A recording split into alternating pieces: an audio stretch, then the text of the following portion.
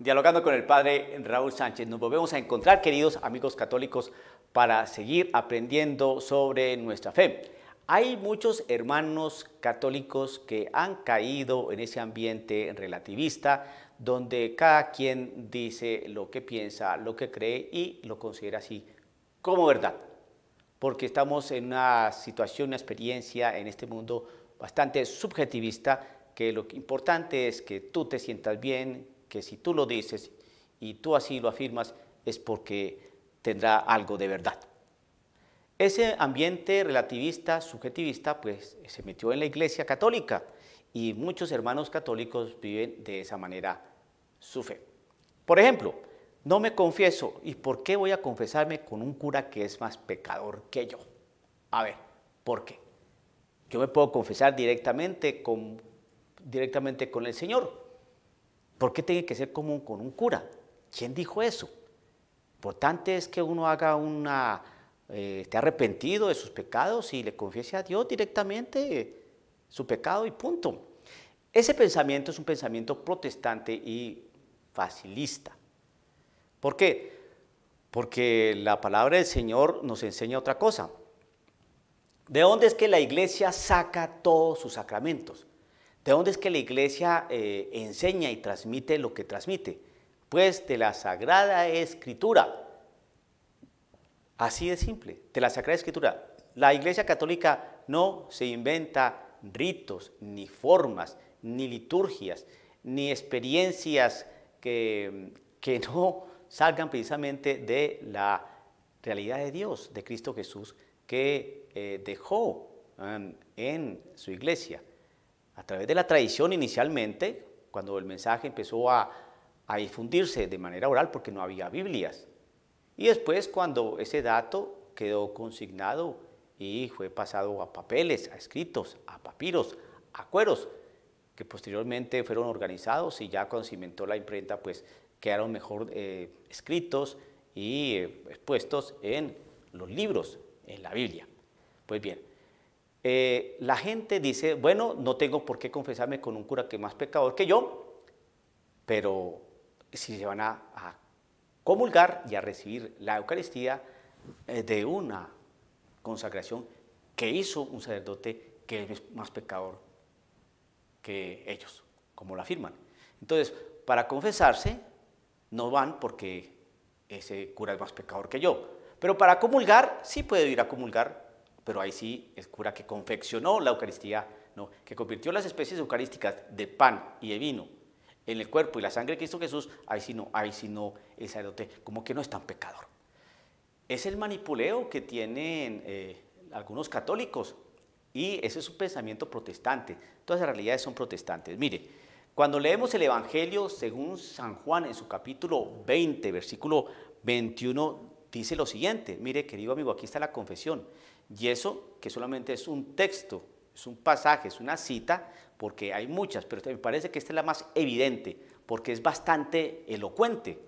Dice así, Jesús, recuerde, Evangelio según San Juan, capítulo 20, versículo 21, que dice, Jesús entonces les dijo otra vez, paz a vosotros, como el Padre me ha enviado, así también yo los envío.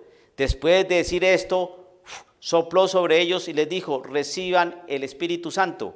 A quienes perdonéis los pecados, estos les son perdonados. A quienes retengáis los pecados, estos les son retenidos. ¿Cómo se llama eso? Confesión. Por ninguna parte de la Sagrada Escritura, jamás, ni en el Antiguo Testamento, ni en el Nuevo Testamento, se dice que uno puede confesar los pecados directamente con Dios. Eso no lo dice la Biblia por ningún lado. Entonces Isaías directamente con Dios pidió perdón por sus pecados. Y en el libro de Job vemos cómo Job mira al cielo y ahí delante del Señor, delante de Dios, pidió perdón por sus pecados. Y vemos cómo el Evangelio de San Mateo nos enseña que los discípulos directamente le pidieron a Dios perdón por sus pecados. No, eso no lo dice la Biblia por ningún lado. Lo que sí dice la Biblia es lo que acabamos de compartir. A quienes perdonéis los pecados, estos les son perdonados. A quienes retengáis los pecados, estos les son retenidos.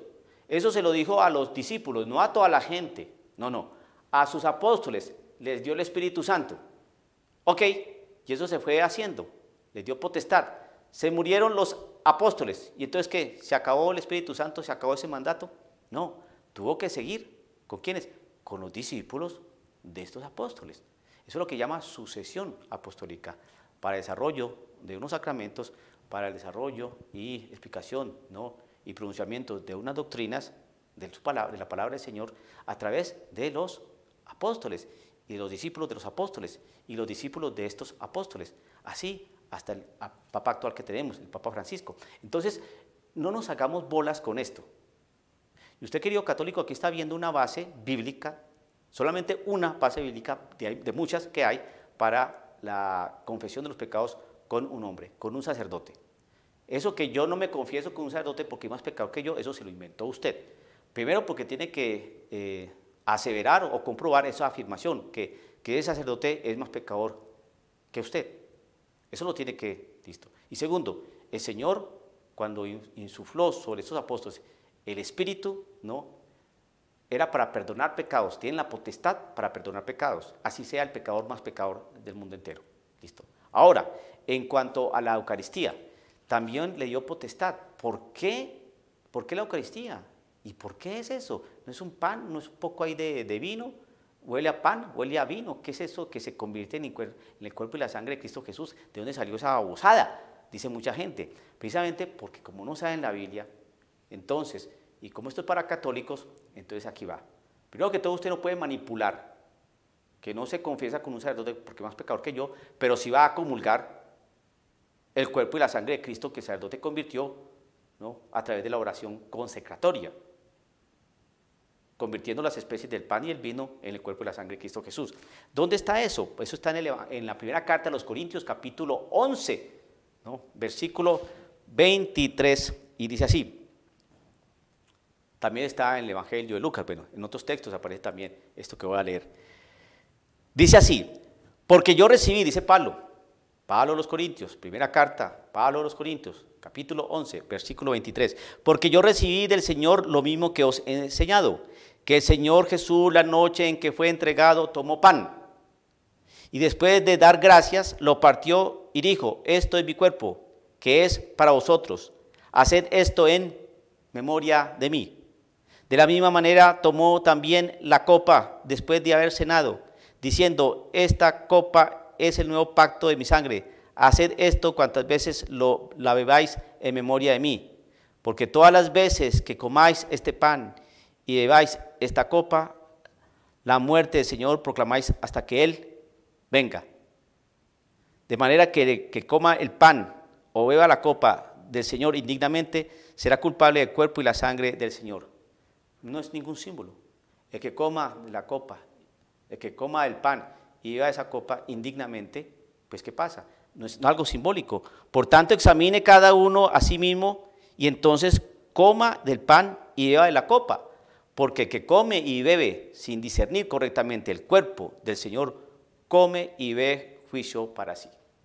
Entonces, y esto es una versión protestante, una Biblia protestante. Por lo tanto, cuando el Señor dice: hagan esto en memoria mía, hagan esto, es decir, la Eucaristía, hasta que Él venga. Y eso es lo que ha venido haciendo la Iglesia Católica, a través de sus ministros ordenados. Hagan esto. ¿A quién le está diciendo eso? A los 12 apóstoles que estaban con el Señor esa noche, celebrando la Pascua. No había más gente, estaban los 12.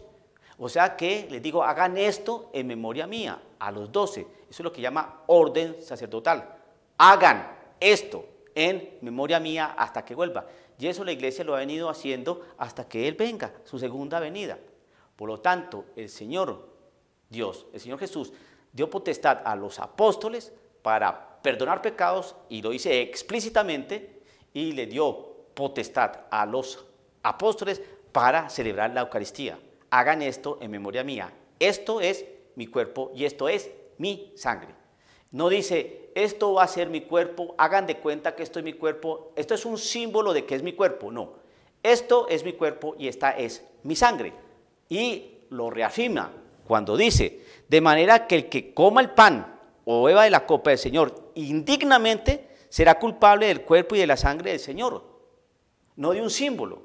¿Y por qué será culpable? Porque lo que se va a comer ahí no es una simple galleta ni un poco de vino, no.